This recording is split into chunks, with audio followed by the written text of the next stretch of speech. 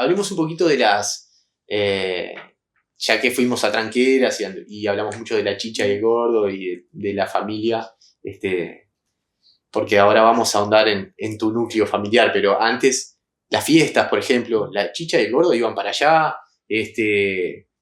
también, o sea, pasaban todos juntos en Tranqueras Coloradas, en algunas de las fiestas que iban para allá.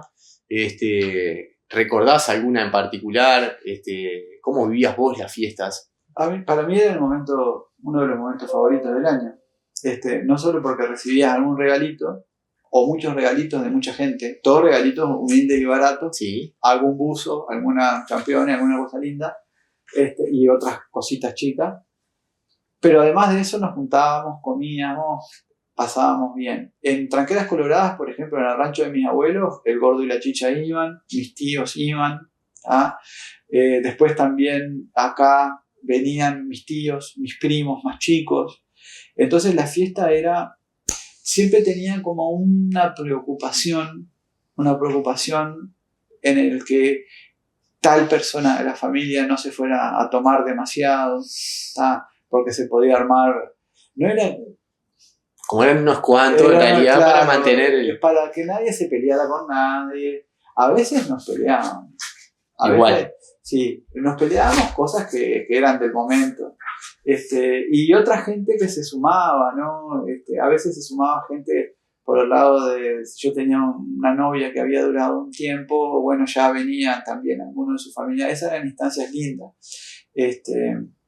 Eso pasaba, ¿no? Uno que ahora lo puedes recordar con otra lucidez, era una linda reunión de gente. Se sumaban los vecinos, compañeros de trabajo, de la CJ iban, armábamos truco. En una mesa de truco me acuerdo que estaba jugando Robert, que era mi amigo de la infancia, el gordo y la chicha, yo, un truco como de 6, y Walter y Susana de la CJ. Entonces vos mirabas esa mesa y decís, ¿cómo es que el destino juntó a esta gente acá?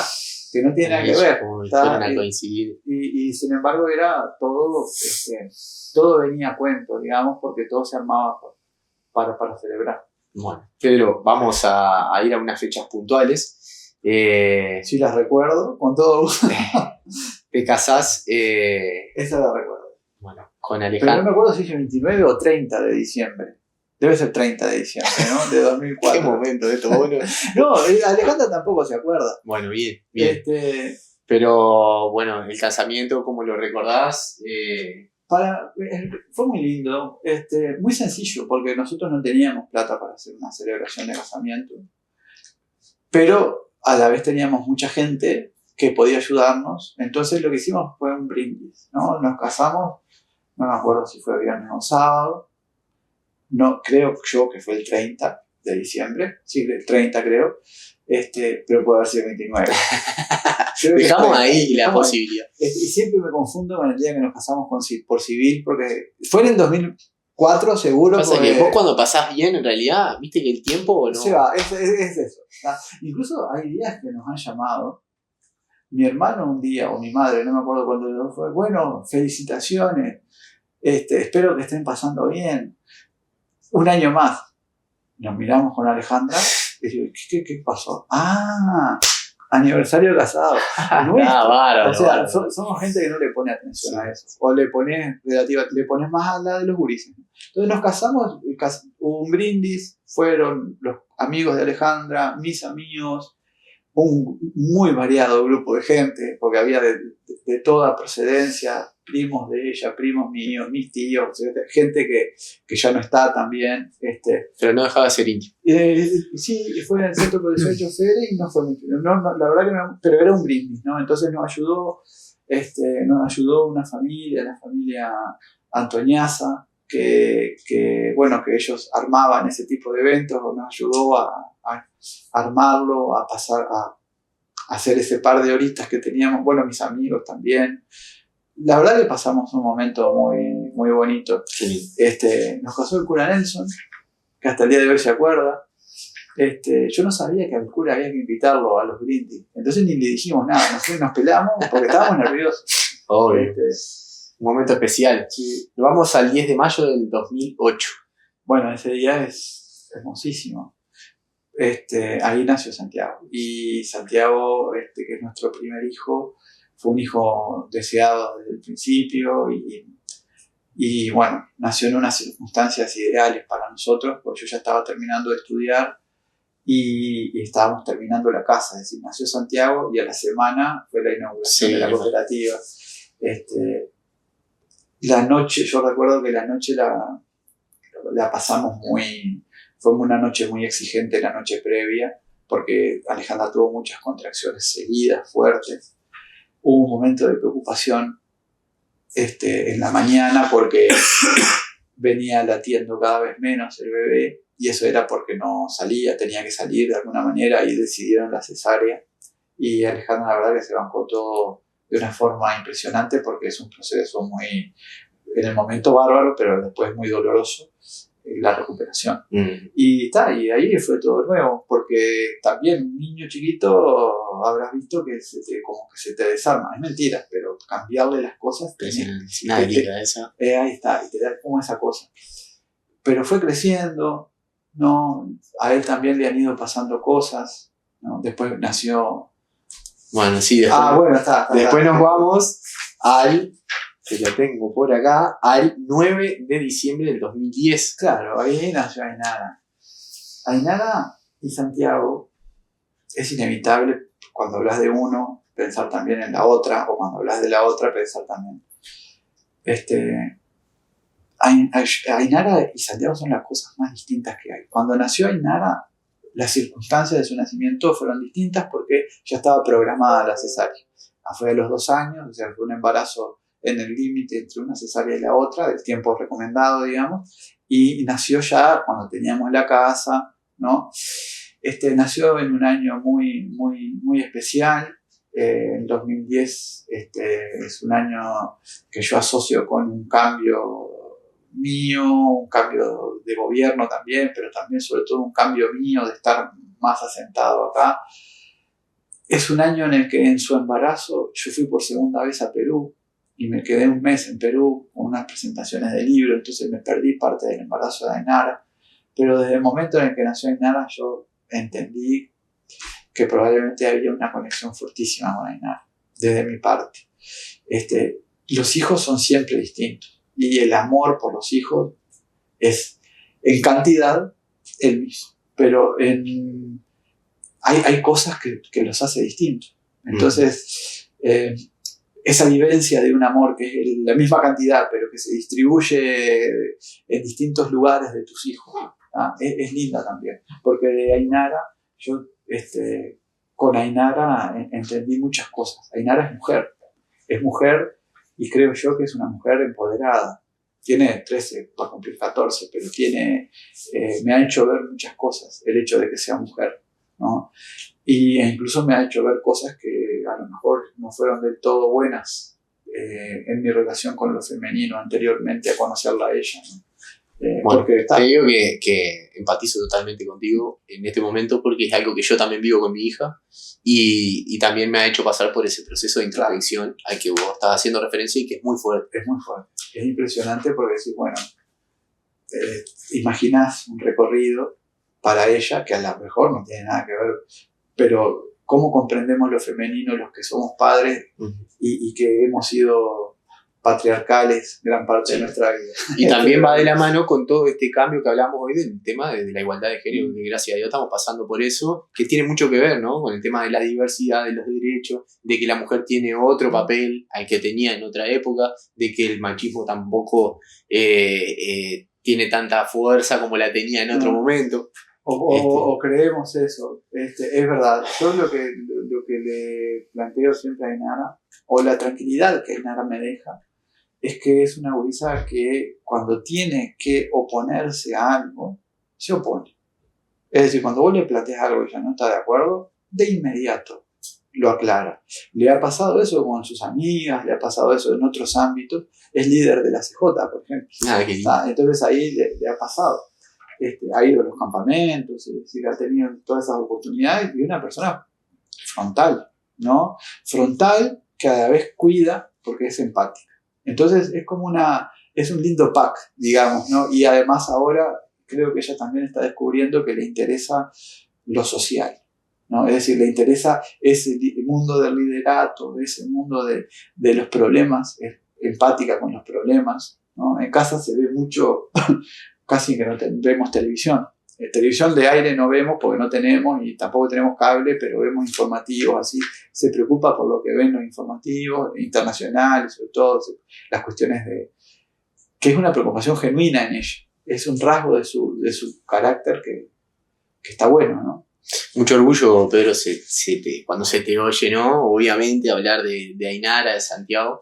Santiago, que también vos decís a propósito de Ainara, que líder en la CJ, esto de la cuestión social, ¿no? Y Santiago también, que juega al básquet, que Andrés Copete me comentaba de que a veces se volvieron a juntar porque los hijos de los dos que están jugando ahora allí, ¿no? Y vienen acá al galpón y hacen una comida y está el hijo de él y mi hijo y algunos más del ambiente del básquetbol, y sí, nos está pasando eso. Y ahora yo con Andrés también compartimos mucho trabajo en la CJ, pero nos hemos dejado de ver, ahora nos estamos viendo a razón de estas cosas. Es decir, acá es un lugar muy acotado, nos terminamos viendo en diferentes etapas de la vida, en distintos roles. Cuando yo hablo de Santiago, por ejemplo, a mí me impresiona cómo él hace algunas cosas que yo hacía, pero para empezar que las hace mejor. Yo era pésimo jugando al ajedrez, lo único que hice con Santiago fue enseñar los movimientos. Al poco tiempo... Hace una semana salió campeón, ¿no? Sí, hace una semana participó en un torneo de ajedrez de aquí de los liceos y sacó el primer puesto. Ha jugado en otros, en Colonia, en Las Cañas, lo hemos acompañado a Punta del Este, ahora se va a Punta del Este con su grupo. Sí, o sea, tiene... está enfocado en eso, en el básquetbol, las dos cosas me supera, pero un abismo. Y sin embargo no deja de ser él. Es decir, yo no intervine. Lo de Ainara yendo a la CJ es natural para ella. Hizo los campamentos y yo no le digo, tenés que ser líder de la CJ porque tu padre no sé qué. Le nace a ella. Ya es una cosa que le empezó a gustar y les quedó. No. Ahora me gustaría, tenemos como tanto para hablar, se nos ha ido largo, pero estamos bien, ¿no? O sea, estamos grabando bien y eso sí, y ya en horario estamos como re extendidos. Nada, te contacta Julio Persa en un momento para conversar con vos, juntarse a tomar un café, y la propuesta, a la noche que no se repite, sí. ¿Cómo lo sentiste? ¿Qué te pareció? Vos sabés que Julio fue el primero y la verdad que me sorprendió mucho. Y entonces, después cuando vinieron Manuel y Aparicio, dije, pero yo ya hay gente interesada. Y como que ahora estoy recordando que como que hice un nexo entre ellos. Y Julio es esencial para eso. O sea, a ver, Julio es una persona que yo ya conocía de aquellas aventuras de teatro donde Julio después se profesionalizó, siguió.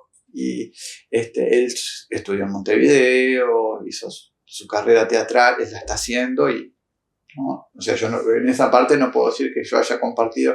Una vuelta hicimos una obra en el museo, Guardamuebles Langan, algo así se llamaba la obra, y yo era el tipo de los guardamuebles, lo único que tenía que hacer era golpear una puerta, decir, hola, Guardamuebles Langan, permiso, entrar, sacar unos muebles, y mientras él estaba en una experiencia buenísima, porque yo lo molestaba, y él seguía en su monólogo notable. Él nos dirigió, incluso él tenía 20 años y nos dirigió. Un tipo que está nacido para eso que hace, digamos, ¿no? Una persona que también yo admiro. Y cuando viene con la idea, notable, pero ¿cómo la vamos a instrumentar? Al tiempo llegan Aparicio y Manuel y también. Entonces, bueno, capaz que con más gente y empiezan a presentarse a esto de los fondos, empiezan a trabajar juntos. El ESIE puso, por parte de Julio y Leonardo, pusieron, y de toda la gente del ESIE, el lugar para hacer castings, para hacer algunas escenas, para filmar cosas, o sea, se pusieron la camiseta de la película, fueron la productora local, digamos, y después Aparicio y Manuel aportaron muchas otras cosas como la escritura. Para mí fue una temporada divina ese mes de filmación, y al principio la verdad que no la tenía clara. O sea, yo veía que la novela podía ser adaptada porque pasaban cosas que podían, ¿no? Y yo había pensado cuando estaba pensando en el personaje principal, pensaban en el Moncho Elicio. Mirá, es decir, si alguna vez lo hace alguien, lo tendría que hacer el Moncho, que te matas de la risa. Como un desvarío. Y después las cosas fueron sucediendo así.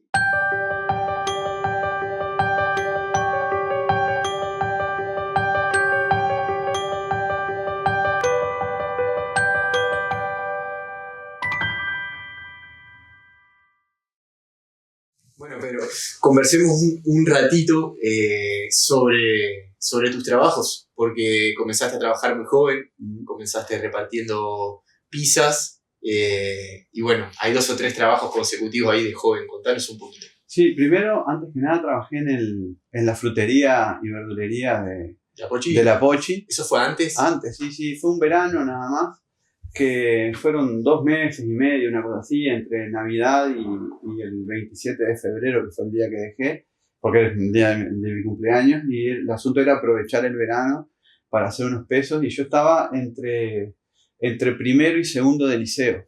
No, así que 12 años. Y cumplía 13 el día que ese momento dejé de trabajar. No era un trabajo, es decir, en aquella época se usaba que alguien tan chico fuera, hiciera unos mandados daba una mano y claro, te daban unos pesos. Por supuesto que yo tengo un lindísimo recuerdo de La Pochi, mucha gente la conoce, de Walter, su esposo, y de Jorge, que era el socio o empleado referente que había ahí. Allí en Rincón y Valle. Rincón y Valle, sí, exactamente. Todavía, creo que ahora cambió de dueño. Tenían otra en Oribe, en La Valleja también. Trabajé con ellos, pero no era un trabajo... De ninguna manera hice cosas pesadas ni ninguna cosa rara. Me ponían a acomodar frutas, si había que llevar algún pedido, alguna bolsa, la llevaba, les compraba cosas. No atendía a la gente porque obviamente era un gurí. Trabajaba 4 horas de mañana. Y no me dejaban hacer fuerza ni ninguna cosa de esas, ¿no? Como que era una cosa muy cuidada, natural en aquel momento. En aquel momento, año 87, 88, los gurises hacíamos eso. Exacto, y no había lo necesario que es hoy, que es el control del trabajo infantil. O sea, el concepto de trabajo infantil por ahí recién se estaba gestando como tal, digamos, ¿no? Como cosa no deseada. Y nosotros lo veíamos en mi casa y yo mismo como algo que era natural que ocurriera, ¿no? Bien. Nos vamos a acreditar allí en Loma Lispina. Sí. Después, antes de acreditar, empecé a repartir pizzas, que eso es verdad, con otra señora. Hacía todo el circuito de comercios repartiendo pizzas en una caja. Y después vino Credicar, que en un principio empecé a trabajar en la oficina y repartiendo también avisos de atraso a las personas que tenían créditos y se atrasaban, y por eso conocí todas las calles de la ciudad en aquel momento, años 90, 91, tendría 15 años, una cosa así, y hacía todo eso en bicicleta. Era una tarea muy ingrata, la de repartirle avisos, notificaciones a las personas que debían, que ya sabían que debían. Muchas veces no te atendían, otra gente te atendía con mucha amabilidad y no se acordaba de la deuda, y vos veías que estaba pasando un mal rato porque vos venías a hacerle acordar de algo que no tenía presente y que era plata. Y bueno, en algunos casos a veces incluso me daban agua, porque todo eso se hacía en bicicleta en aquel momento. Sí. Y después pasé a la oficina donde seguía haciendo ese trabajo, pero además hacía la parte de bancos. Me acuerdo que con 17 años empecé a ir a los bancos a llevar en las tardes todo el dinero que recaudaba la empresa al banco a depositar. Iba solo y me cruzaba la plaza Artigas, porque era en aquel momento el banco comercial, y llevaba una cantidad de dinero importantísima, que hasta el día de hoy sería una cantidad de dinero importante, y no iba ningún seguridad conmigo ni nada. Yo iba con un portafolio, con unas bolsas de esas en las que se hacen los depósitos, y era como otro país, ¿no? Era principios de los 90, 92, 93, por ahí.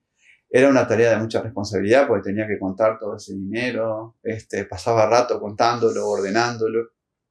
Después tuve una temporadita en la CJ, chica, volví a Credicar y ahí ya fui al supermercado de Malespina. Que ahí era otro mundo, porque en realidad en el supermercado de Malespina, que es una persona que yo llegué a apreciar, a él y a su familia, resulta que venía como embajada el supermercado, pero Malespina siempre se preocupaba de mantener a los empleados, y bueno, ahí vi como esa transición entre un comercio pujante y un comercio que va quedando relegado. Y bueno, después dejé de trabajar en Credit Card, tenía tiempo para estudiar ahí, tenía tiempo para escribir. Y te iba a consultar eso, si aprovechabas en algún momento Sí. de escribir, ¿no? Sí, porque ahí fue que empecé a escribir. En realidad, de las 8 horas que tenía que trabajar, trabajaba un día con mucho trabajo, trabajaría 3. Siempre quedaban 4 o 5 horas libres.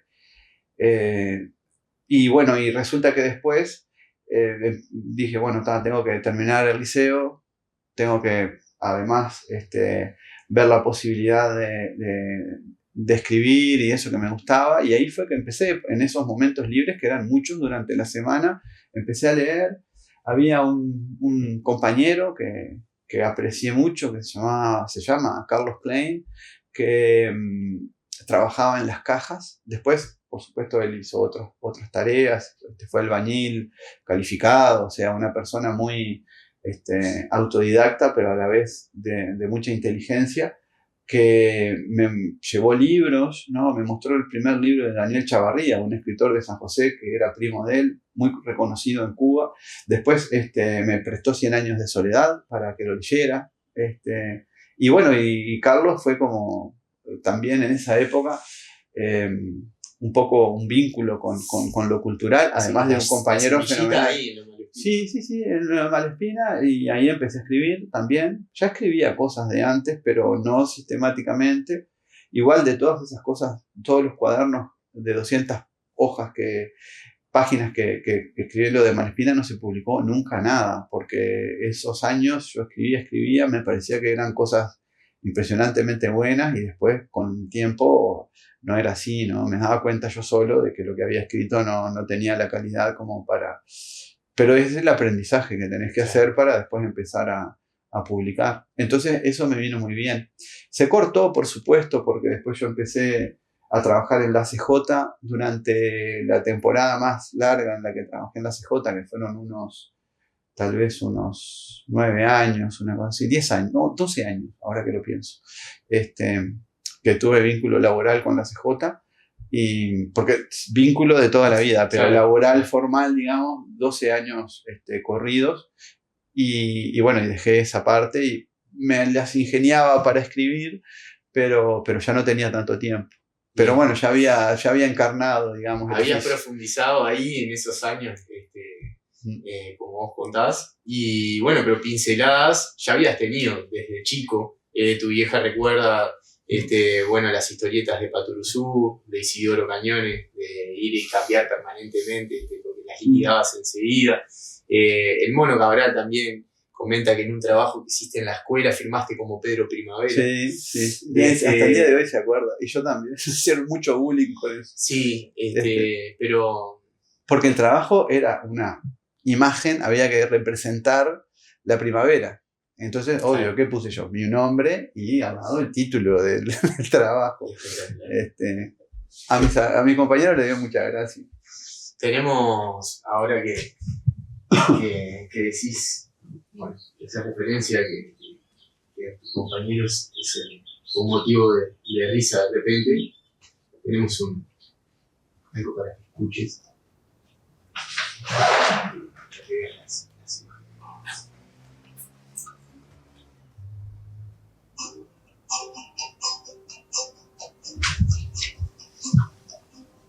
Volver a los 17.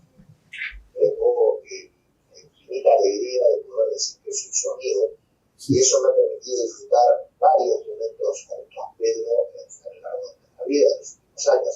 Pedro me acompañó a un asado que lo recuerdo como de las noches más divertidas de mi vida, cargado de chistes de Capusotto y canciones de Cristian Castro. Esa noche yo no vi nunca, antes ni después, a alguien reírse tanto como vi reírse a Pedro Peña. La verdad que fue es uno de esos recuerdos que uno guarda para siempre, porque fue una noche realmente de las noches más divertidas que hemos vivido en nuestra vida. Nos tocó formar juntos el equipo de San José que enfrentó al equipo de Maldonado. Yo, a pesar de ser montevideano, me tocó atajar para el equipo partido, no recuerdo exactamente si fue en ese o en la edición del año siguiente, porque esto fue algo que repetimos varios años, fuimos ampliamente superados por Maldonado, pero Pedro heroicamente dejó todo en la cancha, no sé si no fue la última vez que jugó al fútbol, y se mandó un golazo de taco, diría él mismo, porque ya no podía girarse y correr más, y ese golazo le valió el trofeo de mejor jugador del partido. Trofeo que tengo entendido todavía enaltece sus vitrinas. Pero son momentos que me han permitido conocer más a Pedro, y la verdad, poder decir con grandísimo honor que es un amigo mío, es una de las mejores personas que conozco, y la verdad es una gran alegría poder contar con él y de los amigos que tengo en esta vida. Un abrazo grande, Pedro. Nos ha alejado dulcemente de rencores y violencia. Además, por supuesto, ustedes lo saben, de ser un gran escritor, con una obra bastante grande, con una serie de libros bien interesantes que ha tocado varios géneros incluso. Además de eso, es un docente muy apreciado por todos quienes han pasado por sus aulas, que llega a los ecos, ¿no? Yo trabajo en formación docente acá en Maldonado y me ha tocado tener algún aquí que fue alumno de Pedro en una modalidad semipresencial y me hablaba, o sea, un crack Pedro. Y efectivamente eso es lo que nos pasa a todos cuando lo conocemos, porque además de ser un gran escritor y hacer goles de taco, es una persona que reúne una serie de valores que todos querríamos tener y que todos querríamos que estuvieran más extendidos en nuestra sociedad, porque además de su capacidad intelectual, que por supuesto tiene, un gran conocedor, un tipo muy inquieto, un gran lector, también es un gran tipo en todas las acepciones de la palabra, generoso, divertido, que le da mucho valor a su familia, un gran anfitrión además en San José, donde hemos estado y hemos sido paseados por él hasta, bueno, sus lugares más familiares, más queridos. Así que bueno, un abrazo grande para toda la gente de San José y para Pedro, que bueno, todos los que lo conocemos lo queremos mucho. Iba brotando como el mosquito. Pedro siempre era un tipo que quería ir a más, ¿no? Así que él era empeñoso, buscaba, colaboró mucho en los grupos nuestros, en el campamento. Y bueno, las cosas que la CJ deja para todos quienes participan o participamos en su vida, esos recuerdos imborrables, esa sentido de pertenencia, esa familiaridad, valorar enormemente esa unidad de la realidad. Y el tipo que además ha llegado a docente con excelentes niveles, manera de inclusión literaria, etc. Así que, para no hacerlo más larga, me alegro muchísimo de ser parte de este saludo sorpresa para Pedro Peña, de esta, en algún sentido físico lejana ciudad de Salta, pero en los afectos muy cercanas para quienes tenemos buenos recuerdos, buena memoria y sentimientos a flor de piel. ¡Wow! ¡Qué maravilla! Y qué personas tan distintas que se han cruzado. ¿Te conociste la obra? Sí. Si querés empiezo por la última, que cronológicamente es el primero de todos los conocidos, Carlos Calisto, un director histórico de la CJ de acá, una persona que obvio fue el primero que me llevó a trabajar formalmente en la CJ y con quien se aprendía muchísimo. También docente, Carlos es maestro, si bien nunca ejerció, pero él, me acuerdo de tener era una persona frontal, es una persona frontal, y eso es un código ético que uno aprende, y si lo aprendes a esa edad ya te queda. Yo no puedo ser tan frontal como es Carlos, porque Carlos es una persona que desde ese tono de voz tan fraterno y cariñoso él cuando tiene que plantearte las cosas, te las plantea. Yo siempre me sentí muy, muy contenido y a la vez muy guiado en los momentos en los que trabajé, a pesar de que podíamos llegar o sea, en un trabajo las cosas van y vienen, uno puede tener diferencias, pero el aprecio que hasta el día de hoy nos tenemos y este mensaje, porque aparte él me conoció de chico, conoció a mi familia, él y Ana, su esposa, y a su vez yo conocí a sus hijos chicos, ¿no?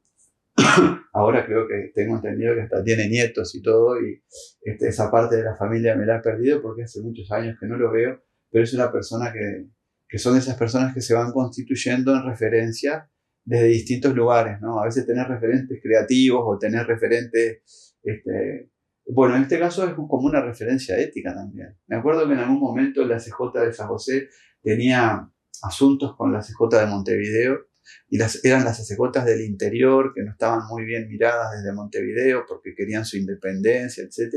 Carlos siempre abogó por la independencia de las ACJs del interior, y bueno, de hecho ahora está trabajando en una, ¿no? No, la verdad que un lindísimos recuerdos de los campamentos, del liderato. El que quedó en el medio es un gran amigo, se llama Ignacio Fernández de Palleja, es un escritor talentosísimo, de 33, pero maldonauta se denomina, porque vive en Maldonado, y entonces coincidimos con Ignacio desde publicaciones en revistas que salían en Maldonado y en la revista que sacábamos nosotros. Nos conocimos en el 2006, 2007. Ha tenido un buen suceso con sus libros, ha tenido sus reconocimientos y sus premios literarios. Además, tuve la suerte de escribirle el prólogo de su última novela, que se llama Tú y Vos, que es sobre el tuteo y el voceo, es decir, una novela sobre temas de lengua. Es una cosa rarísima y sin embargo es entretenidísima. Un gran poeta, gran narrador y sobre todo gran amigo, con el que además hicimos juntos la maestría en gramática del español, que es una maestría que nos llevó, en mi caso, 5 años y medio, y de estudio, de investigación, y nos acompañamos en un grupo que teníamos de investigación, de compartir materiales, etc. Del proceso, todo el proceso. Y el primero es Rodolfo Santullo. Rodolfo Santullo es un talento multifacético, renacentista te diría, porque es guionista de cómics, es guionista de películas, es escritor de novelas, toda su familia está relacionada con las artes, pero sobre todo tiene la beta de las historietas y de la novela gráfica, saca premios por todos lados, es decir, es reconocido su trabajo en Argentina, en España, en otras lenguas ha sido traducido, debe tener, ya creo que al borde de las 100 historietas, 100 novelas gráficas, digamos, guionadas, debe tener unos 12, 15 libros publicados. Estamos hablando de una persona sumamente joven. Sí, además debe ser el único escritor que yo conozca de mi generación que vive de la escritura, específicamente. O sea, todos los demás publicamos y de ahí obtenemos algo, pero en definitiva estamos trabajando en la docencia, pero el Fito es profesional de la escritura, lo decidió a corta edad, se lanzó a eso, y desde que se lanzó a eso con convicción, y además es un amigo, y viste que los dos, Nacho y Fito, estaban en ese partido, y es tal cual, era un partido entre escritores. Los escritores a veces fumamos, a veces tomamos, a veces estamos gordos, a veces no somos gente... Y a veces tiramos tacos. Y a veces tiramos tacos. A mí lo que me pasó en ese gol en particular es que no tenía otro movimiento que pudiera hacer por el físico, por el cansancio, por todo, y terminé moviendo el pie como un taco y fue directo contra el palo, entre el golero y el palo. Una cosa que no tenía cómo suceder, irrepetible. Hay una foto por ahí en internet de ese momento en el que salgo a festejar con la cabeza agacha, medio brazo levantado, porque no podía más de cansancio. Pero no, así nos unificamos como grupo, ¿no? Como grupo con otros escritores. Pues estaba Fito, Fito ha venido acá a San José muchas veces, ha venido a casa, yo he ido con él. Ese asado que dice que compartimos fue en Córdoba, Y la verdad que debe haber sido un momento, las 3, 4 horas más jocosas que he vivido, porque era todo el tiempo alguien estaba diciendo algo, pero no era el chiste de bocón, no, era... Ya habían entrado en una sintonía. Una sintonía brutal éramos Fito, 3 dueños de una editorial de historietas, que bueno, era una editorial señera en Córdoba, estaba yo ahí de agregado, pero los tipos tenían un cruce de un diálogo cruzado de chistes, de anécdotas, de malas palabras, de que una cosa que no se podía, nos dolió todo el cuerpo después del otro día. La verdad que saludable. Sí, muy saludable. Después uno de ellos, Diego Cortés, falleció al poco tiempo, que fue muy doloroso, falleció al año siguiente. Sí, yo lo recuerdo de esa noche como una persona plena de vida, si bien ya tenía sus temitas de salud, sobre todo cardíacos, pero bueno, después vi su obra, vi el recuerdo sobre todo de lo que ha sido su obra en Córdoba y de cómo la gente que se relaciona con él hasta el día de hoy, por supuesto, lo celebra, es una persona más joven que yo. Y la verdad que fue una noche soñada, en el sentido de que fue una noche fraterna de amigos y no sé, un placer inmenso que hasta fue en el cuerpo, ¿no? Qué lindo, yo recuerdo, así con emoción. Vamos a hablar un poco de música. Ahora, Violeta Parra. Habíamos hablado un poquito de Atahualpa. Pero bueno, andan los Red Hot Chili Peppers por ahí, sí. Están los Beatles, está música clásica, o sea, hay un amplio abanico, ¿no? Escuchás mucha música. Sí, acá siempre se está escuchando algo bajito, ¿no? Como para poder funcionar. Y ahí lo que me pasa a mí es que, por ejemplo, cuando cumplí 15 me regalaron, un grupito de amigos me regaló un cassette de los Beatles con el Past Masters Volumen 1, que es digamos, los 15 mejores temas de la primera etapa. Después estaba el Volumen 2, que es 20 mejores temas de la segunda. Y desde que puse a los Beatles, ya fueron como, para mí, una banda, un flechazo. Pero luego, lamentablemente, fueron suplantados. Porque hay algo con los Red Hot Chili Peppers que yo no alcanzo a explicarme bien qué es, pero hay como una conexión vital, ¿no? Con una banda que no tiene nada que ver con mi vida cotidiana, porque son californianos, porque están siempre muy high, muy bien arriba, pero tienen una letra, una forma de hacer música, incluso unas peripecias y unas historias personales que conectan mucho conmigo. Entonces, para mí es como la música que me ha acompañado desde los 20 hasta ahora, y de forma indudable es para mí una parte esencial de mi vida. O sea, yo ya no, en un momento durante años por supuesto, soy miembro de los sitios oficiales, tengo las notificaciones, generalmente estoy entre los 3 o 4 primeros uruguayos que ven los lanzamientos de las nuevas cosas porque nos notifican. Soy fanático de ellos, nunca los he podido ir a ver. El año pasado estuve en Argentina, planeaba ir y justo se me atravesó el tema de la operación de la vista, que era una operación de urgencia. Me quedé con las ganas, pero bueno, no va a faltar oportunidad porque todavía están jóvenes. Para mí son un modelo de arte, digamos, ¿no? De fuerza, ¿no? Incluso de vanguardismo, ¿no? En lo que tiene que ver con las letras. Pero también está Citarrosa, también está Queen, por supuesto. Dire Straits es una banda que me gusta mucho. Me gustan los Cranberries, que me tuvieron enamorado de Dolores O'Riordan durante mucho tiempo. Me gusta R.E.M. Tiene mucho que ver con las etapas la música. Son etapas. Salvo los Red Hot Chili Peppers, que son todas las etapas, desde el momento en el que... Pero por ejemplo, hay folcloristas que a mí aún todavía me conmueven. Hasta el año pasado no tenía muy escuchados a los Zucará. Los escuchaba, sabía las canciones, pero empecé a escucharlos con otra óptica, decir, bueno, cuán buenos fueron, y fueron excepcionalmente buenos, ¿no? Entonces, todo eso como que vos vas haciendo, a raíz de eso, y a raíz de escuchar a Citarrosa durante mucho tiempo en mi vida, empecé a escuchar a Amalia de la Vega. Amalia de la Vega es una folclorista que de alguna manera inventó las guitarras que después Citarrosa terminó de conformar, digamos, ese cuarteto de guitarras que suena de una forma tan particular. Y empezás a tirar para atrás y te vas a encontrar con cosas maravillosas. Nunca he podido con el tango. Es decir, el tango es todavía, dicen que hay que esperarlo, yo esperaré más. No tengo demasiado interés en el tango por ahora, pero sí en el folclore. Y todo eso conduce, en definitiva, a Atahualpa Yupanqui, que es para mí, viste que hace unos años, creo que 2014, 2015, le dieron el premio Nobel a Dylan, Sí. ¿no? Por su obra poética.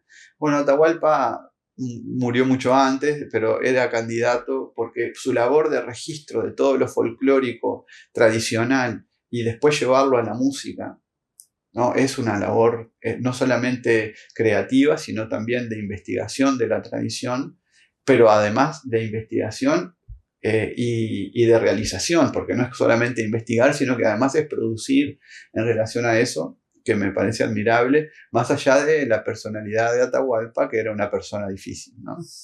Muy bien, Pedro y su vínculo con la música. Vamos ahora a una dinámica en la cual yo te voy a ir nombrando personas o situaciones de tu vida y vos en 2 o 3 palabras me las definís. Bárbaro. Comenzamos. La docencia. Un placer y un olvido de los problemas que uno puede tener. Tus amigos, amistades. Son pocos y a la vez como hermanos. Abuelas, abuelos. Es la raíz y es también tal vez el mejor momento de la infancia y la adolescencia está relacionado con ello. El gringo y el pocho. Una dupla extraña y simpática y también en cierto momento de cierta amargura. El bullying. Un padecimiento del que no creo que he superado, pero a la vez algo que no permito que ocurra en mis clases en la medida de las posibilidades. Tus viejos. Y bueno, creo que es una construcción constante ese concepto de mis viejos. Tengo un recuerdo de ellos de chico, otro de adolescente, pero el mejor momento que estamos viviendo como familia con mis viejos es ahora. Qué lindo. ¿No? Tranquilas coloradas. El lugar sin dudas, porque he ido recientemente, cada tanto voy, paso por ahí, el lugar. Tu hermano. Y bueno, el momento más feliz de mi infancia, seguramente, y la persona más leal que hay. Los libros. Es como un combustible para poder vivir, para poder olvidar las asperezas de la realidad. San José. Sentimientos encontrados, porque me gusta, vivo acá, he vivido acá toda la vida, y a la vez tiene aspectos que me gustaría que cambiara. La chicha del gordo. Parecido a mis padres, aunque ya no los tengo, pero a la vez distintos. Una mezcla entre padres y abuelos. La CJ. Es una oportunidad y una experiencia de vida profunda, fuerte y enriquecedora. Alejandra. Bueno, ¿viste la palabra compañera?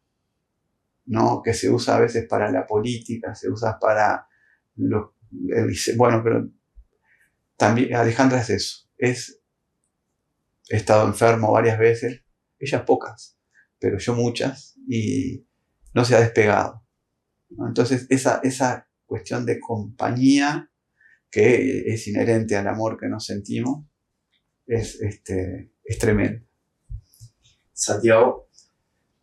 Un cambio radical en mi vida porque es el primer hijo nacido, ¿no? Entonces es un cambio que trastoca todo. Ainara. Tal vez sea Ainara la persona con la que más conecto. Somos parecidos, muy distintos, pero a la vez parecidos, y hablamos cosas íntimas con Ainara. Sobre todo ella me pregunta cosas mías y yo no tengo ningún problema en contarle. Hay mucha confianza entre los dos y mucho amor. Los queremos. Impresionante, gracias Pedro. Gracias a ustedes por... Vamos a hacer un resumen porque pensé que ya no. hemos hablado de todo.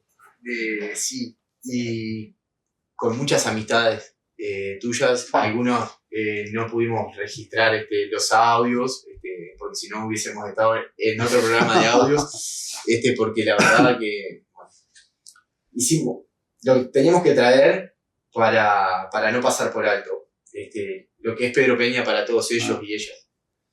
Buena persona, buen estudiante, responsable, buen hijo, buen padre, un tipo sencillo, crítica que da pie a construcciones constructivas, desde el lado de la escucha, empática, involucrado con las problemáticas sociales, sensible, docente, preocupado por sus estudiantes, sobre todo por los más vulnerables, transmite su gusto y disfrute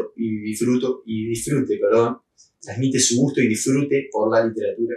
Valores como persona, es un placer compartir el aula o instancias de formación con él. Como padre, preocupado y ocupado. Un entrañable amigo, hijo, hermano, nieto, líder, docente, escritor, amigo, compañero y padre. Pedro Peña. Un amigo tuyo hizo un particular énfasis en esta frase de Mark Twain que dijo: los 2 días más importantes de tu vida es el día en que naces y el día en que descubres para qué. A él ya le llegaron los 2. Qué impresionante. Bueno, muchísimas gracias a todos los que consultaron, que eran amigos y familiares, y muchas gracias a ustedes por esto que hacen, que es una forma que he visto que me ayuda a conocerme mejor también. Me he visto en las respuestas reflejada una percepción mía, y esta devolución de mis amigos es una maravilla. Ojalá pueda yo vivir así como ellos creen que puedo hacerlo. Bueno, pero muchas gracias por todo. Para nosotros también fue un gusto haber venido a tu casa y nos trataras con tanta amabilidad. Y bueno, esperemos que lo disfrutes vos y tu familia. Seguramente. Muchas gracias. Gracias, Pedro.